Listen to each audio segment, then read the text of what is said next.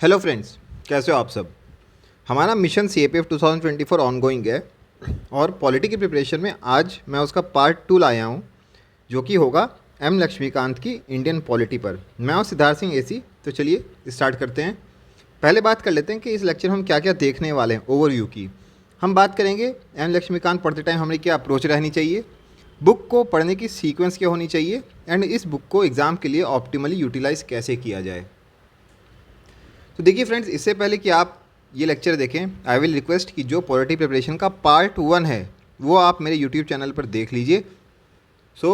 जब आप ये लेक्चर देखोगे हर चीज़ कनेक्ट हो जाएगी और आप वहाँ से फॉलो अप कर लीजिएगा। सबसे पहले बात कर लेते हैं अप्रोच टू एम लक्ष्मीकांत की। देखिए, इससे पहले कि आप लक्ष्मीकांत स्टार्ट करें, आई विल सजेस्ट कि आप 9th 10th एंड 11th की NCERTs ख़त्म कर लीजिए। और जैसे कि पहले भी बताया हुआ है मैंने काफ़ी बार, ये सबसे इम्पॉर्टेंट बुक होगी आपकी प्रिपरेशन की। जब भी आप पॉलिटी पढ़ रहे हो सबसे ज़्यादा इसी बुक पर फोकस कीजिए और इस बुक को जितनी बार हो सके आप उतने टाइम्स पढ़िए। और एक चीज़ जो मैं बताना चाहूँगा, जब आप इस बुक को पहली बार पढ़ रहे हो, do not attempt to memorise it.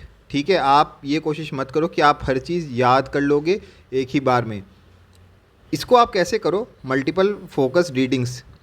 ठीक है, अगर आपको ये पता करना है कि कौन से पार्ट्स इंपॉर्टेंट है, कौन से क्वेश्चन ज़्यादा पूछे जाते हैं, इस चीज़ में प्रीवियस ईयर क्वेश्चंस आपकी हेल्प करते हैं। और जैसे जैसे आप मल्टीपल रीडिंग्स करते जाओगे, प्रीवियस ईयर क्वेश्चंस को देखते जाओगे, मॉक टेस्ट देते जाओगे, टाइम के साथ साथ you will develop a feeling of what needs to be memorised. Instead of memorising the whole book, आप इनिशियली केवल कंटेंट्स को समझने की कोशिश कीजिए। Memorisation will come later on.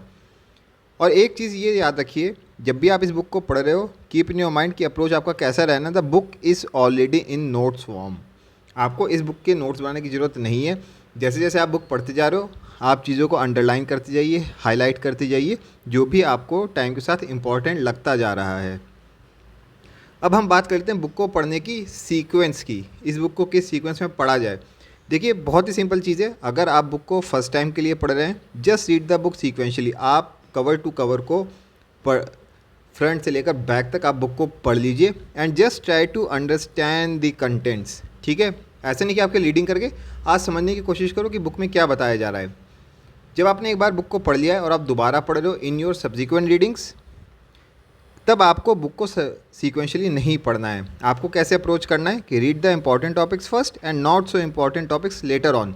But ज़रूरी बात क्या है यहाँ पर कि आपको एंटायर बुक पढ़नी है, क्योंकि क्वेश्चंस तो कहीं से भी पूछे जा सकते हैं। ठीक है, अब हम बात कर लेते हैं कि ऑप्टिमल सीक्वेंस क्या होगी।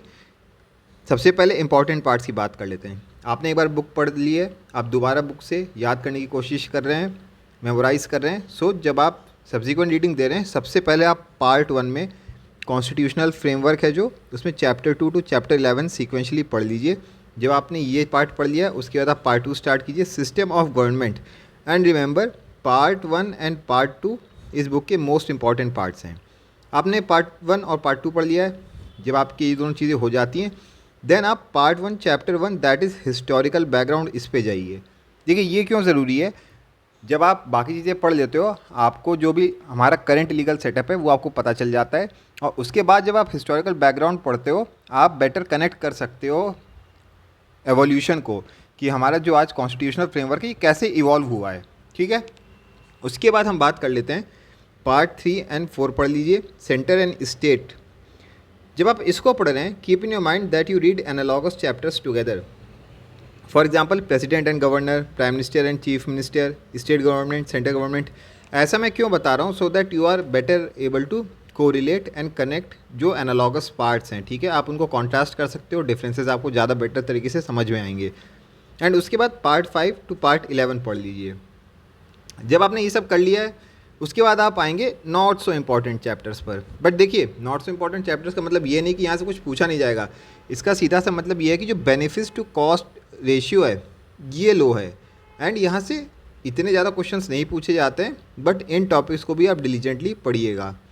Optimal sequence not so important chapters के लिए चैप्टर 24-25 जो कि पार्लियामेंट्री फोरम्स एंड ग्रुप्स पर है, special provisions for states, non constitutional bodies, cooperative societies, liabilities of government, political parties, elections, electoral laws, pressure groups, national integration and so on.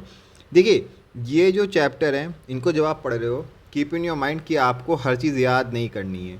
आप इन chapters में specially mark करते जाइए जो आपको चीज़ें important लग रही हैं एंड उन्हीं चीज़ों को याद रखिएगा, ठीक है। So this is the less important part, but इसको भी पढ़िएगा। उसके बाद हम बात कर लेते हैं कि आपने बुक पूरी पढ़ डाली है, आपने चीज़ें याद कर ली हैं चैप्टर से, उसके बाद भी बुक में काफ़ी सारी चीज़ें पढ़ती हैं, बच जाती हैं जो, तो आप बुक को ऑप्टिमली कैसे यूटिलाइज़ करेंगे इस पर बात कर लेते हैं। देखिए, फर्स्ट टाइम आपने सीक्वेंशली पढ़ लिया है, बट जब भी आप सब्सिक्वेंट रीडिंग दे रहे हैं तो जो मैंने सीक्वेंस बताया है आप उसी से पढ़िए, इसका आपको बेनिफिट्स मिलेगा लेटर रीडिंग्स में। उसके बाद आपको ये टारगेट रखना है कि आप बुक की एटलीस्ट 5 रीडिंग्स दे दीजिए। देखिए, ये बहुत ईजी हो जाता है। आपने फर्स्ट टाइम तो केवल रीडिंग की है जिसमें आपने कुछ भी याद करने की कोशिश नहीं की है, आपने केवल टाइम लेके समझने की कोशिश की है। उसके बाद आप सीक्वेंस चेंज करते हो, जैसे कि मैंने बताया हुआ है, आप उस सीक्वेंस से पार्ट्स को पढ़ रहे हो, 2 रीडिंग तो आपकी ऐसी हो जाएंगी, तीसरी रीडिंग आपकी रिवीजन की हो जाएगी, जिसके बाद प्रीवियस ईयर क्वेश्चन एंड मॉक्स वगैरह आप देते रहोगे। बट एग्जाम के पहले भी आप रीडिंग्स करोगे, सो ईजिली आपकी 5 रीडिंग्स हो जानी चाहिए। And by far this is the most important book, तो 5 रीडिंग्स इज़ जस्टिफाइड। उसके बाद बात कर लेते हैं नोट्स मेकिंग की।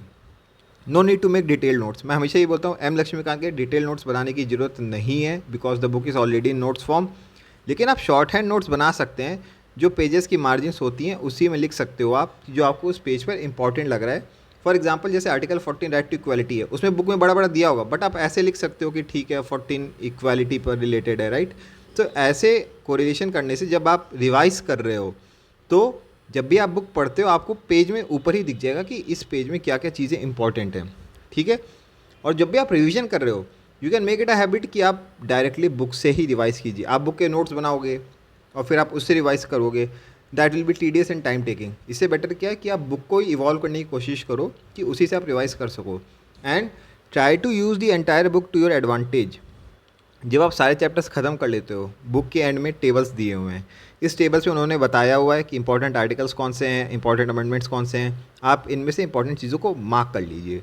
फर्दर बुक के पीछे प्रीवियस ईयर क्वेश्चंस भी दिए हुए हैं बहुत सारे, उसमें सिविल सर्विसेज प्रीलिम्स के भी हैं, तो आप उनको भी सॉल्व कीजिए और उनको पढ़ते जाइए, देखते जाइए कि क्या चीज़ कैसे पूछी जाती है, क्या चीज़ें यूपीएससी को इंपॉर्टेंट लगती हैं, ठीक है। तो आप प्रीवियस ईयर क्वेश्चंस को यूटिलाइज़ कीजिए जो बुक के पीछे दिए हुए हैं। एंड हर चैप्टर के एंड पर कुछ रेफरेंसेस एंड नोट्स दिए रहते हैं। जब भी आप ये रेफरेंसेस एंड नोट्स देखते हो, किसी सेंटेंस के ऊपर एक छोटा सा नंबर लिखा रहता है, मेक श्योर कि आप वो देख लो पीछे रेफरेंसेस एंड नोट्स में कि क्या दिया हुआ है, एंड अगर वो कोई इंपॉर्टेंट पॉइंट होता है आप उसको मार्क कर लीजिए, बिकॉज उससे भी क्वेश्चंस आते हैं and you will find a lot of useful information over there. ठीक है फ्रेंड्स, एम लक्ष्मीकांत मेरी तरफ से ये देखिए, वॉल्ट डिज्नी ने क्या बोला था, the way to get started is to quit talking and begin doing. So हमारे इनिशिएटिव को CAPF AC मिशन 2024 को ऑलमोस्ट 3 वीक्स होने जा रहे हैं, एंड अगर आपने अभी भी फुल फ्लेज्ड फुल स्विंग में प्रिपरेशन स्टार्ट नहीं की, आप केवल सोच रहे हो कि ठीक है अभी तो बहुत टाइम है मैं बाद में कर लूँगा, ऐसा मत कीजिए। स्टार्ट योर प्रिपरेशन, ठीक है। आपके जो भी थॉट्स हैं put them into practice, and thank you for watching friends. अगर आप भी मिशन CAPF 2024 से जुड़ना चाहते हो, आप इंस्टाग्राम पर mission_CAPF_AC ये मेरा पेज है, आप इस पर मुझे क्वेरी भेज सकते हो, मैं उनको रिजॉल्व कर दूंगा।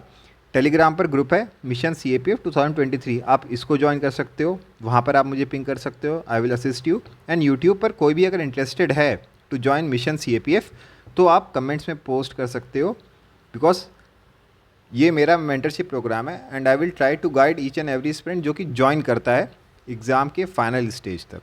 So keep working hard friends, thank you for watching.